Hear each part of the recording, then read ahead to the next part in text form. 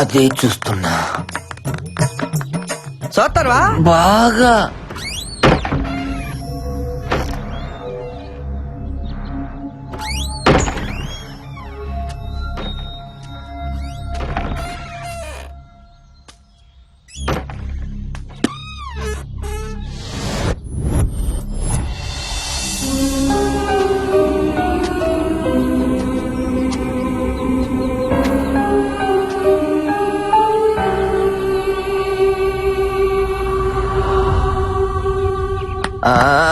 అరే నా బాలే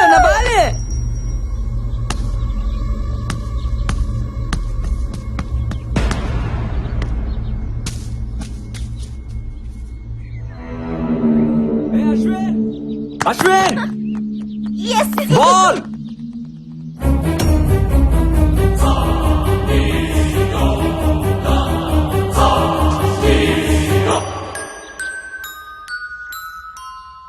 అక్కడ ఉండాల్సిన బాల్ ఇక్కడికి ఎలా వచ్చింది? బాల్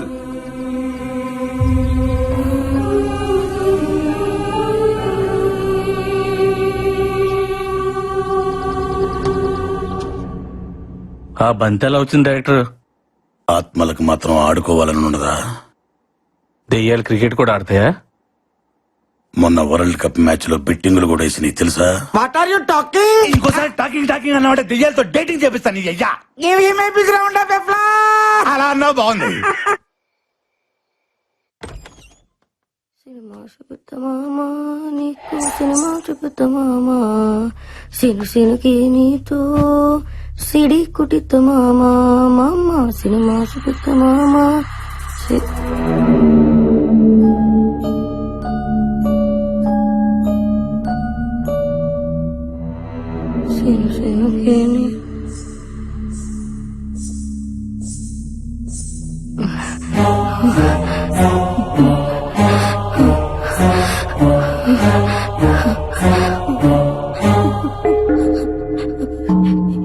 ఎవరు?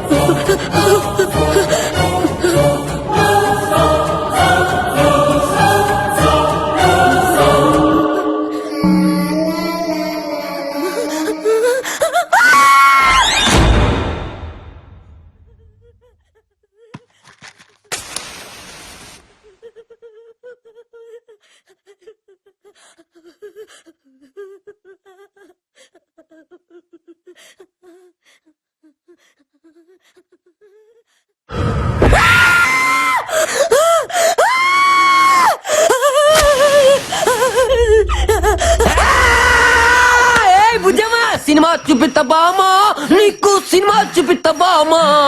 అందుకే ఈ ఆడపత్తుల రియాలిటీ షోకు రావద్దనేదే శివుడా. రే బొక్కల బాద్షా, ఇక్కడి నుంచి వెళ్ళకపోతే నీ బొక్కలని ఇరగదీస్తావా? నువ్వు నా పంచి మీద అంచు కూడా పీకలేవే. సీనుకి నీతో సిటీ కొట్టిస్తామా.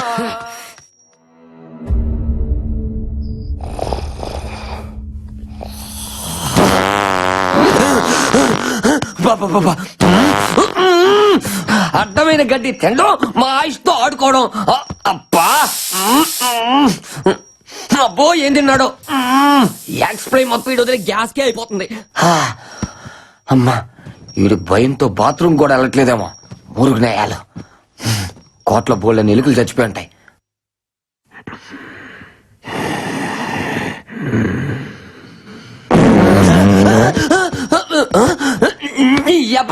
దెయ్యం ఈ కోట్లో లేదురా, అది సీట్లో ఉంది. దెయ్యాలు మన దగ్గరకు రాకూడదంటే ఇలాంటి స్పెషల్ ఎఫెక్ట్లు ఉండాలి శివుడని మాటి వాళ్ళకి చెప్పి ఎలిమినేట్ చేపిస్తా. ఇలాంటి గబ్బునాయలు ఉన్నంత కాలం స్వచ్ఛ భారత్ స్వచ్ఛత ఉండదురా. ఇంకా నేను ఫ్యాన్ వేసుకోలే, కోటంతా బాగేది.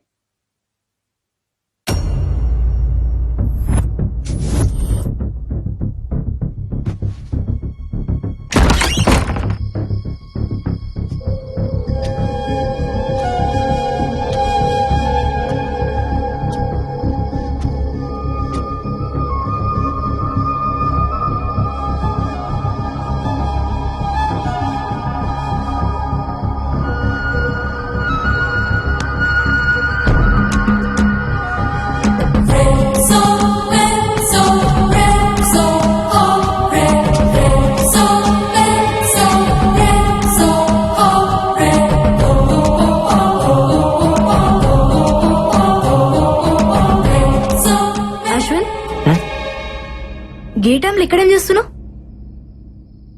ఇక్కడ ఏదో ఉంది బాలా. మార్నింగ్ మనం క్రికెట్ ఆడుతున్నప్పుడు బాల్ వచ్చి అక్కడ ఆగింది. బట్ తర్వాత ఆ బాల్ దాని అంతటా అదే నా వైపుకి వచ్చింది. అది ఎలా వచ్చిందో అర్థం కావట్లేదు.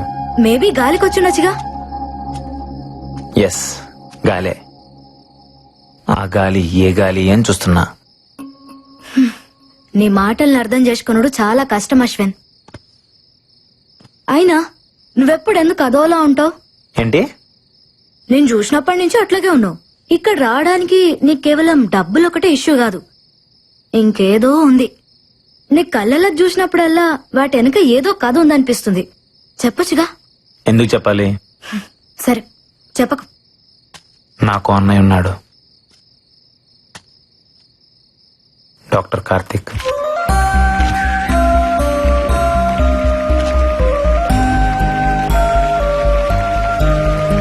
Congratulations doctor Karthik. I'm honoured sir. Thank you.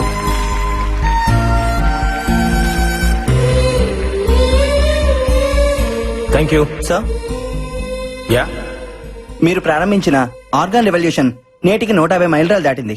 ఖరీదైన ఆర్గాన్స్ ని కూడా ఫ్రీగా ట్రాన్స్ప్లాంటేషన్ చేస్తున్నారు. ఇది మీ ఆశయం అనుకోవచ్చా? ఆశయాలు, లక్ష్యాలు లాంటి పెద్ద మాటలు నాకు రావు. ఇష్టం, బ్రతుకంటే ఇష్టం. అది అందరికీ కావాలి. చావంటే ప్రాణం వదిలేయడం కాదు, జస్ట్ ఓ జీవితాన్ని వదిలేయడం అంతే. మన పెద్దవాళ్ళు చెప్తుంటారు కదా, మనం షర్టు మార్చుకున్నట్టు మన ప్రాణం ఈ శరీరాన్ని మార్చుకుంటుంది అని. అవయవదానం కూడా అలాంటిదే. నీ గుండె నీతో ఆగిపోకూడదు, నీ ప్రాణం నీతోనే పోకూడదు. ఓ మనిషి నుంచి మరో మనిషికి, ఓ కంటి నుంచి మరో కంటికి వెలుగునిస్తూనే ఉండాలి, బ్రతుకునిస్తూనే ఉండాలి. బ్రతుకంటే చావు ఎప్పుడూ చిన్నదే. బతకాలి అని బతుకు అనుకుంటే చావును చంపడం పెద్ద కష్టమేం కాదు. పుట్టుకెలాగూ మన చేతుల్లో లేదు. కనీసం చావునన్న మన చేతుల్లోకి తీసుకుందాం. ప్రాణం పోయిన తర్వాత కూడా బ్రతుకుందాం.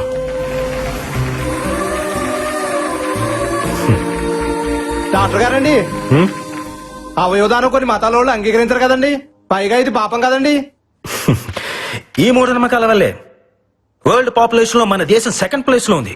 ఆర్గన్ డొనేషన్ లో మాత్రం లాస్ట్ ప్లేస్ లో ఉంది. మార్స్ కి మంగళ్యాన్ని పంపించి సైన్స్ లో ముందున్నాం, కానీ కామన్ సెన్స్ లో మాత్రం ఇంకా వెనకే ఉన్నాం. భగవద్గీత, బైబిల్, ఖురాన్ ఏ పవిత్ర గ్రంథమైనా చెప్పింది ఒకటే, ఒకడి కోసం కొట్టుకునేది గుండె కాదు, అది సమాజాన్ని కదిలించాలి. అట్లీస్ట్ మన చావు ఒక్క మనిషినైనా బ్రతికించాలి. దయచేసి ప్రాణాన్ని వృధాగా పారేయకండి, అది పనికొస్తుంది.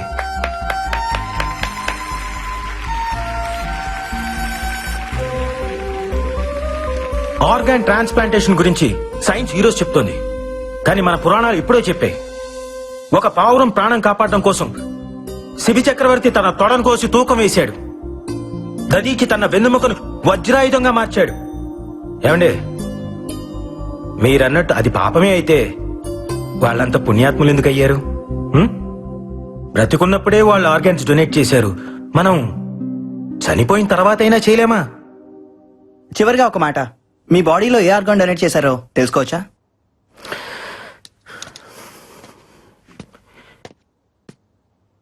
ఈ బాడీని డొనేట్ చేశాను.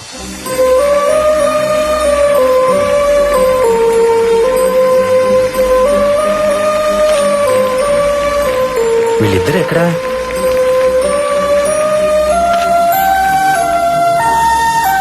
అరే, ఎక్కడికి వెళ్ళారమ్మా? ఈ రోజు నుంచి ఆమె ఆర్గాన్ డోనర్ అన్నయ్య. నేను కూడా. గుడ్ జాబ్ రా.